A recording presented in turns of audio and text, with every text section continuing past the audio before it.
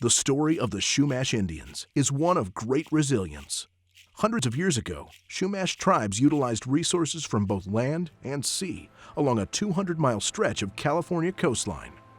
The establishment of Spanish missions in the late 1700s began a tumultuous period where the Chumash population dropped from 22,000 to 2,800. Decades of struggle followed. But the survivors never relented. 7 years after opening its first gaming facility, the Santa Ynez band of Chumash Indians started construction on a state-of-the-art casino and resort designed to elegantly blend with the surrounding Santa Ynez Valley land their ancestors once occupied. The success of the Chumash Casino Resort has put tribal members on the path to economic self-sufficiency for current and future generations. Today, you'll hear stories from a 9,000-year history, rich with culture, with giving, and with pride.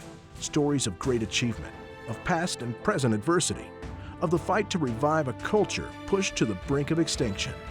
Stories of Chumash life. In this edition of Chumash Life, Indian gaming has forever changed the path for Native American tribes throughout the U.S., creating tremendous opportunities for tribal communities and positive impacts on surrounding communities at large. The tribe's foundation partners with a nonprofit that hosts wounded veterans for a week-long surf event, helping aid in their recovery by building strength and self-esteem. The Chumash Fire Department celebrates 10 years of being a public safety resource for Santa Barbara County and beyond. But first, meet the Santa Ynez band of Chumash Indians' new tribal chairman, Kenneth Khan, who plans to lead his tribe toward continued success. Some 14 years ago, Kenneth Khan was the youngest tribal member ever elected to the Santa Ynez band of Chumash Indians leadership team. In April of 2016, he was elected tribal chairman, and so began a new era of tribal leadership.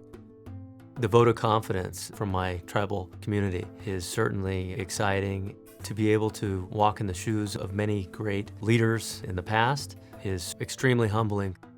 Spending the early part of his life in the Santa Ynez Reservation, Chairman Kahn experienced the economic struggles many in the tribe faced. I remember growing up in a single wide trailer, and from there, in the late 70s, early 80s, we moved to one of the hut homes on the upper reservation. Like many tribal leaders before him, he worked from the time he was a teenager.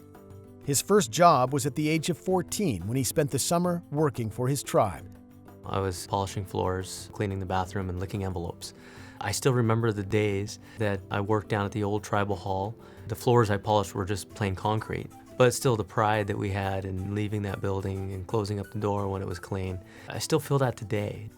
2 years later, he began working as a valet at the tribe's casino, a modest operation that served as the foundation for what would become a massively successful enterprise. You won't see us hiring 16-year-olds today, and I might be part of the reason why we don't hire anyone under 18. We had a great time. We were a crew of 6 people. Chairman Emeritus Vincent Armenta was our valet supervisor. So it's fun to look at then. It was a great stepping stone for me to be within the resort, and I still had that pride that this was ours, and I was able to be a part of it.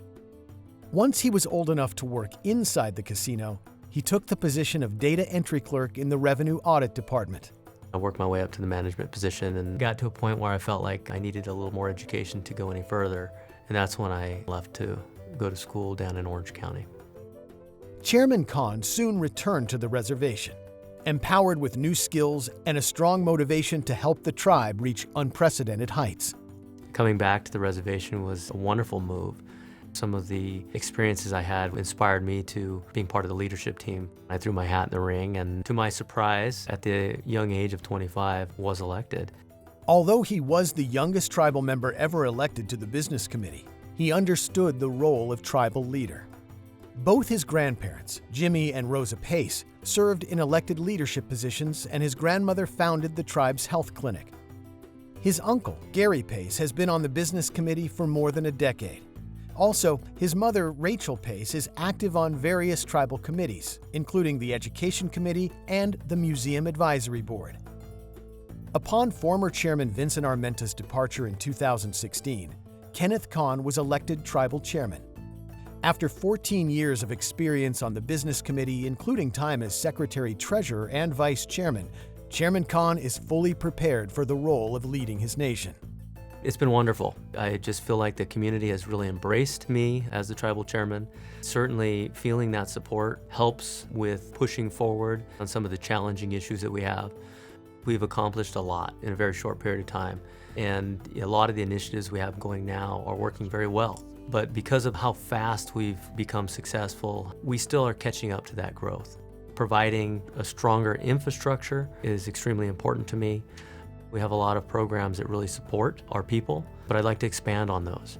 We have a huge network of team members, and I want to make sure that they have the opportunities necessary to thrive. Much has already been accomplished for the tribe. Better health care, better educational opportunities, a more solid economic foundation for the future. And the accomplishments are certain to continue under the steadfast leadership of Chairman Kenneth Khan. Chairman Kahn has already taken great strides toward ensuring that his tribe continues on the path to excellence. From the humble beginnings of bingo tents to the beautiful entertainment destinations of today's tribal facilities, the Indian gaming industry has matured and created many opportunities for tribes. The Indian gaming industry faced skepticism in its infancy. Financial institutions were reluctant to establish traditional banking relationships with tribes, local governments were weary of an industry run by tribal governments, and even job seekers were unsure if their employment would be secure in tribal-run gaming facilities. What a difference a couple of decades makes. Today, the industry is solid. Financial institutions are clamoring to build relationships with tribes. Local governments are forming solid partnerships with tribes, and tribal casinos are often the largest and most stable employers in their communities.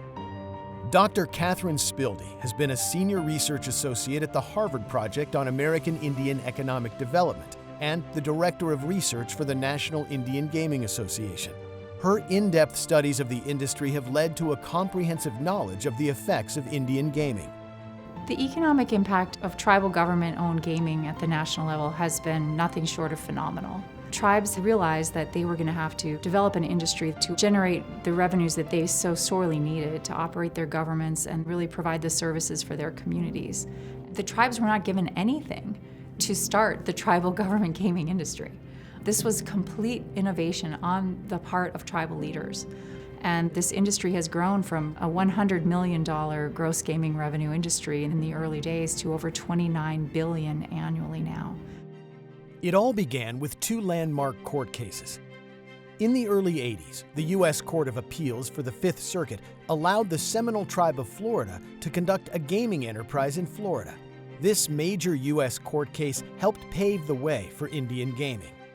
In 1987, the U.S. Supreme Court's decision in California v. Cabazon Band of Mission Indians recognized the inherent right of Indian tribes to offer gaming on tribal lands.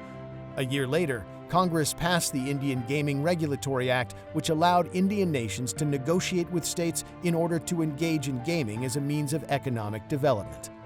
In September 1999, 61 California tribes finalized their tribal state compacts. In March of 2000, the California voters passed Proposition 1A by 64%, approving Indian gaming on reservation lands. That's when things really escalated for us. We went from 760 to 2,000 machines almost overnight. In 2003, we built the existing facility, and in 2004, we opened up our hotel. Now, we just opened up our new tower, another 220 rooms. We expanded the gaming space. Now we have a fully upgraded facility. The uses of funds from tribal gaming is what separates tribal gaming from any other gambling industry in the United States. It's not simply a business. Tribal leaders have done incredible things under incredible pressure as governments who really are expected to deliver return on community, to heal the community with the revenues from gaming, while at the same time keeping that gaming going and generating those revenues, which is a very sophisticated business that we don't see any other governments in the world achieve. The Santee Ynez Band of Chumash Indians is a perfect example of Dr. Spildy's observations and research. The tribe has utilized its gaming resources to rebuild its tribal nation, including a health clinic, thriving education and culture departments, a language revitalization program, and a forthcoming museum. The tribe has also expanded its hospitality holdings with 2 hotels and a restaurant in the nearby town of Solvang. Tribes are also investing in diversification, creating other businesses, using the expertise that they've developed in gaming, and really understanding that this is about investing in the long term, not just solving short-term problems. Native American gaming has led to strong economic development for tribes with gaming facilities on their land. But in California, it has also had a positive impact on other Native American tribes and many communities outside of Indian country. California and tribes themselves initiated the idea that the tribes who had a location where there was a market for a casino would share that revenue with the tribes that were in less fortunate locations. And the casinos themselves have directly benefited the neighbors of California tribes. The research that we've done revealed that the spillover effects are very significantly positive. Family incomes have gone up, per capita income, educational attainment, not just on the reservations, but near the reservations as well. From its humble beginnings to a $29.8 billion industry, Indian gaming facilities directly and indirectly generated approximately $95 billion in output, 738,000 jobs, $32.6 billion in wages, $1.7 billion in federal, state, and local taxes, and $8 billion in direct revenue sharing payments to federal, state, and local governments. All this while helping Native American tribes throughout the U.S. revitalize their nations. It's an industry that has been a massive success by every measure. The benefits of the Indian gaming industry will continue to grow throughout Indian country and neighboring communities. It was 10 years ago that the Santa Ynez Band of Chumash Indians established the Chumash Fire Department, creating a valuable community resource. The Chumash Fire Department, a division of the Santa Ynez Band of Chumash Indians government, was established in 2006 and is devoted to fire, emergency medical, and disaster preparedness services for the Santa Ynez Reservation. It's also a resource for the greater community, cooperating with other local fire departments and federal agencies to combat fires and protect people and property. Currently, there are 15 firefighters in the Chumash Fire Department. There are 3 full-time, 2 seasonal, and 10 on-call. They range from first-year firefighters to senior air operations specialists. We have 4 tribal descendants in the program, but over the years we've trained probably 20 or more individuals, some of which have moved on to other agencies within fire service. Fire Chief J.P. Zavala is a veteran firefighter and Santa Ynez Chumash tribal descendant. I worked for service for 18 years as a hotshot and smoke jumper, and I was asked to start up a fuels program for the tribe and asked to start up a fire crew. And from there, I asked if we could start a full-fledged wildland fire department.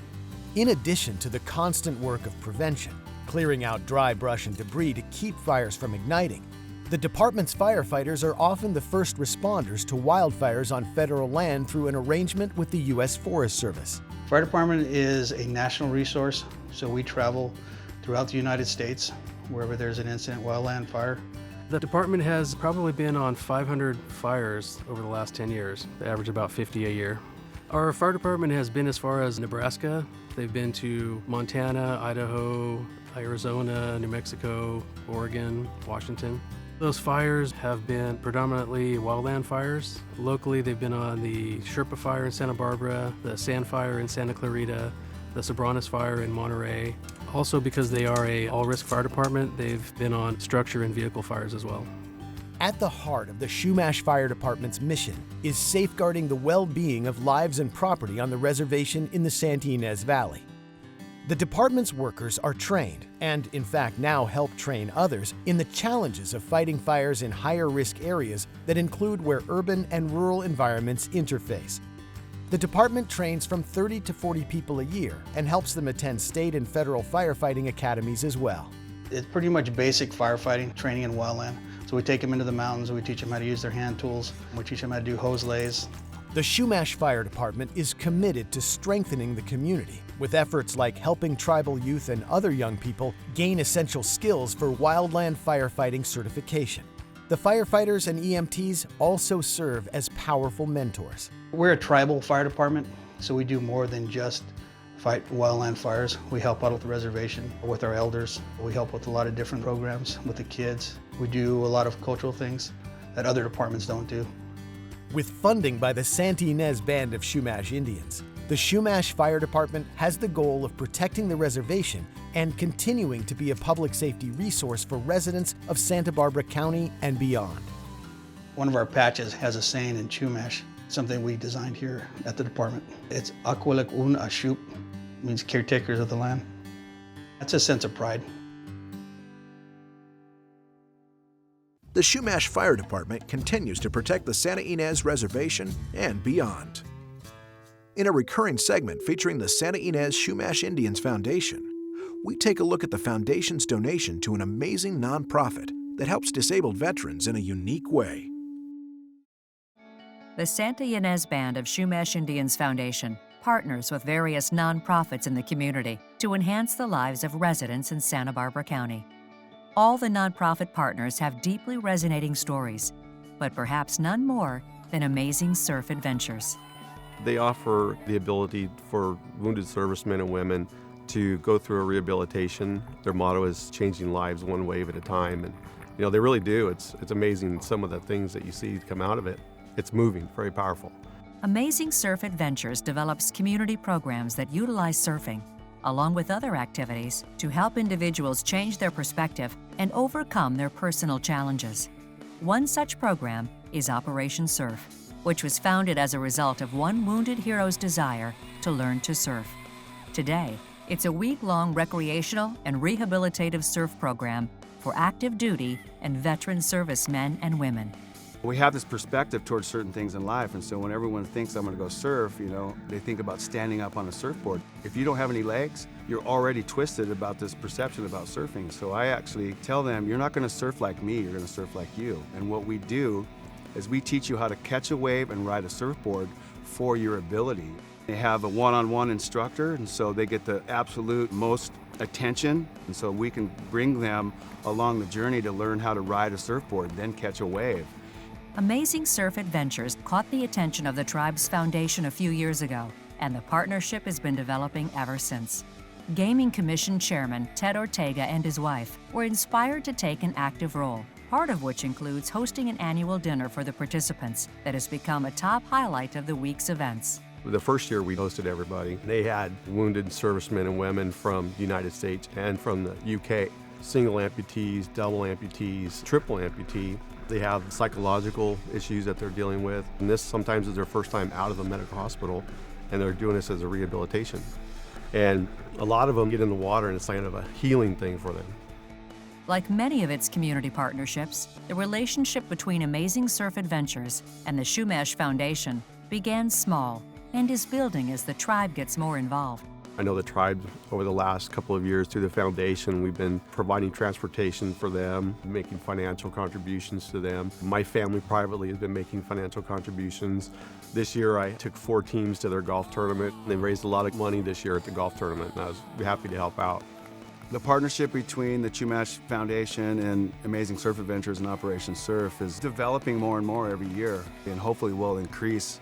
We're so grateful for the Chumash Foundation to be involved with us.